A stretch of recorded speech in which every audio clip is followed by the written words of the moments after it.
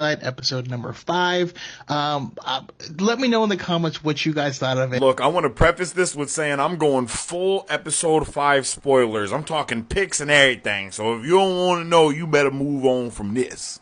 Don't say I didn't warn you. Episode 5 literally had some of the best lightsaber work that we have seen since the prequel trilogy.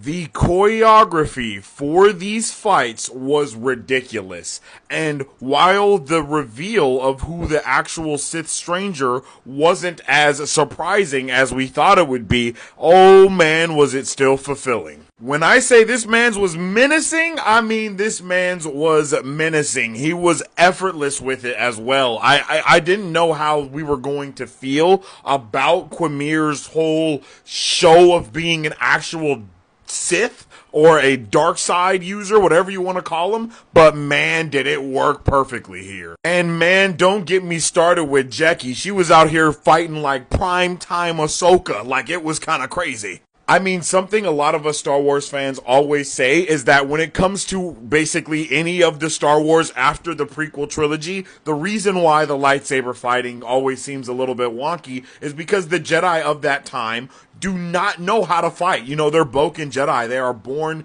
well, not born, but they are trained within the wilderness, quote unquote. You know what I mean? So they don't know how to fight at that top tier level. And at the beginning of the last episode, we actually got to see Jackie training. And man, was that training paying off, yo. It really goes to show how badass the Jedi really are, even though they all got murdered. Brother, out of all the Jedi, why did Yord get done the dirtiest? Man snapped his neck like a twig.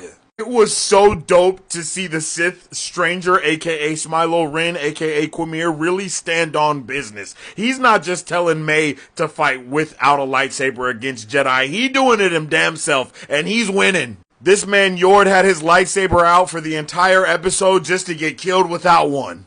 And when it comes to Soul, I don't know, man. I kind of don't trust bro even more now. I don't know. It just seemed like him and Quimir got a little bit of history. Like, it wasn't like he was surprised to see him. He was surprised that he killed Jackie. Like, he was like, yo, that's a girl. That's a child. And it's like, bro, he just killed 8 other people. Why are you surprised that he killed the child? I don't know, man. I just got a little bit of, you know, like, almost like a Obi-Wan type of vibe from it. Like a Obi-Wan and Anakin vibe. Like, yo, you were not supposed to be like this. You're not supposed to be killing children, just all the other Jedi. I don't know, man. It felt weird, yo. I'm watching you, Soul. I'm watching you. But this episode was amazing when it comes to This episode was actually amazing when it came to everything action, but it kind of fell flat on all the other sides. The dialogue wasn't there for me the entire time. When we got to see May and Osha talking and having their little dispute with each other, it just didn't work.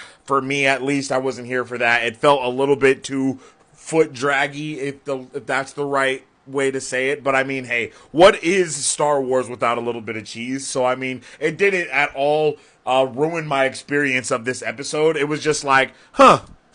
You know, it was just something that was very apparent to me. But all in all, I really enjoyed this episode. Everything that it had to offer, with the good, the bad, and the ugly, because that's just what I like about Star Wars. I like the good, the bad, and the ugly, and everything in between. And when I say everything in between, I usually mean it. But this was a cool episode, and I really hope you guys appreciated these badass lightsaber fights that we got to see.